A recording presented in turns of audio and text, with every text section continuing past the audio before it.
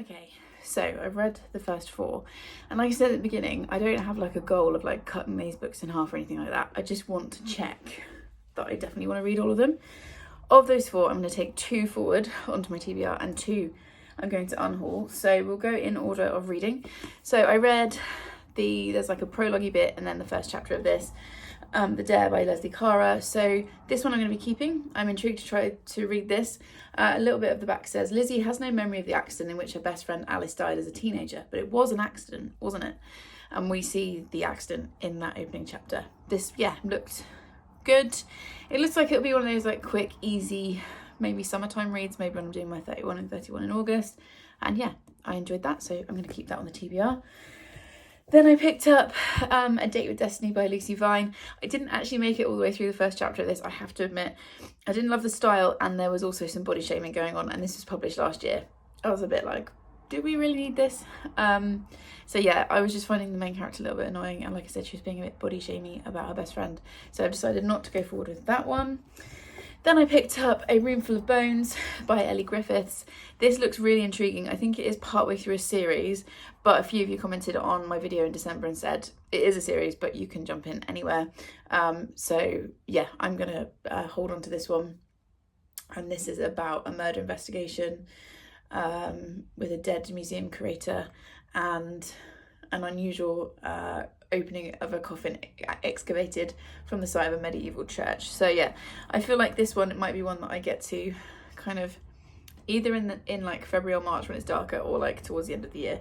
Although, like I said before, I try and keep books only for 6 months on my TBR, so we'll see what happens. But yeah, I was intrigued enough by this, and I like the writing style.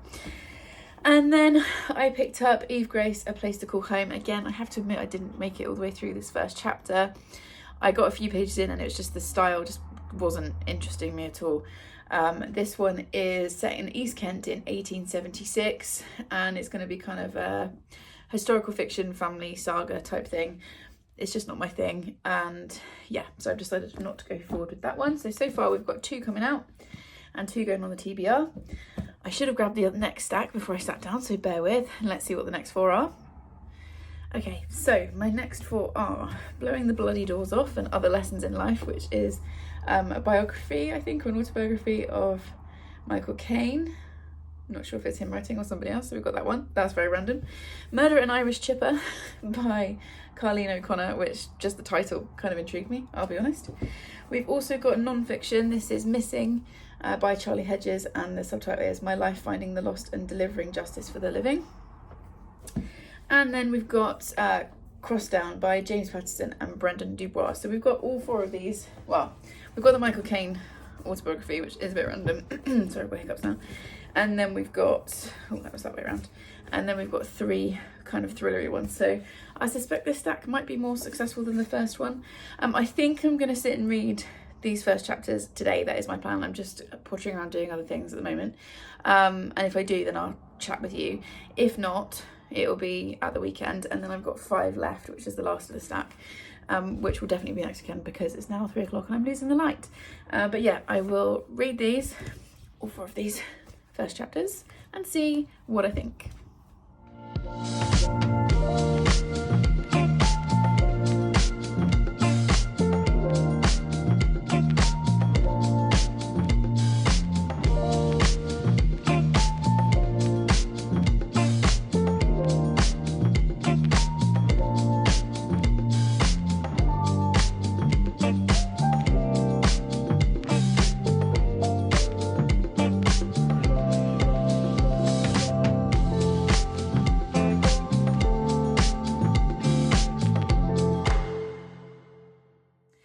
It is now about 2 or 3 weeks later, and I've only just filmed the clips that you've just watched, or the clip of me reading. I never said I was going to film this in one day, but that is usually what I do, so this feels a bit weird, but yeah, life has just taken over. However, I have worked my way through these 4 books, and again, I've had 2 that I want to carry forward and 2 that I don't. So the 2 that I'm not going to go for are Blowing the Bloody Doors Off and Other Lessons in Life by Michael Caine. I read the introduction and the first chapter of this. He seems like a very nice man. It was interesting enough, but I just wasn't feeling that pull towards it, so that's going to go in the unhaul pile. And also James Patterson and Brendan Dubois, Crossdown. This is like American politics, and we've got too much of that in my real life, in our real lives at the moment. I don't need it in my literature. And again, it felt well written and stuff, but it's like 450 pages, and like I said, I'm just not in the headspace where I want an American political thriller, so that's also going in the out pile. However, I am going to carry forward and put onto my TBR Missing by Charlie Hedges. This is the non-fiction, and it says here, my life finding the lost and discovering justice for the living. Again, I read the introduction, like the first chapter, and it was really interesting. I really like the writing style, and so yeah, I'm going to pick that up at some point and read it. And Murder at an Irish Chipper by Carleen O'Connor. I have to admit, when I opened this, I was a bit like, I'm not sure. But because it's described as a cozy mystery, and the first chapter did make me chuckle out loud, and I want to know what's happened. So yeah, I am going to put that on the TBR and read that soon. So I've got 5 left for this experiment. I don't know when I'm going to read these. Probably not today, I don't really have time, but I've got 5 left. So left we have Between the Orange Groves by Nadia Marks, which looks like a set in Cyprus, like family mystery type thing. The Dartmoor Murders by Stephanie Austin, What Lurks Behind Closed Doors in the Devon Countryside. And is this the one, yeah, somebody buys a wardrobe on like Craigslist, or not Craigslist, but like online, and it's got a dead body inside it when it arrives. I'm intrigued by that one. We've also got Victoria Hislop's Cartes Postales from Greece. I've probably said that wrong, sorry. I've enjoyed another book by this author before, so I'm quite intrigued. This is historical fiction and it's quite hefty. It's like nearly 450 pages. Then we have another thrillery one, Her Last Holiday by C.L. Taylor. I have read from that author before and had mixed experiences, but we'll try that. This is also probably one of the most battered. I don't know if you can see that, but the spine's really curved in. And then finally, A White Christmas on Winter Street by Sue Moorcroft. It's a Christmas story. Obviously we're going to get at least one of those in a advent calendar, I guess. So yeah, those are the next 5, and I will speak to you at some point. For you it'll be in, you know, in about a minute or so's time, but at some point soon I will get around to filming that clip, and then we can wrap this up, and I'll let you know how many were successful and how many are headed out the door.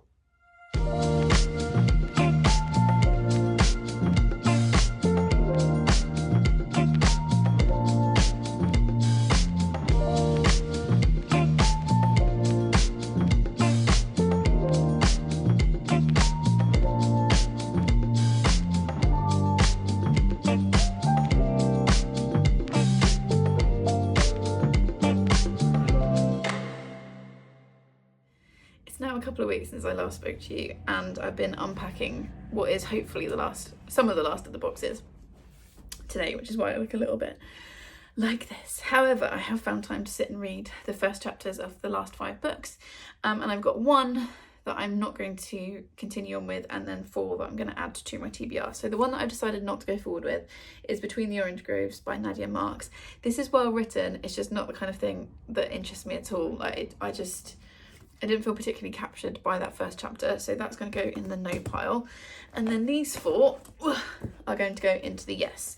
So The Dartmoor Murders by Stephanie Austin. This has got like it's clearly a dark story, but it's got quite an interesting kind of almost humorous tone to it that I really liked, and I really liked the main character who we obviously meet in this first chapter.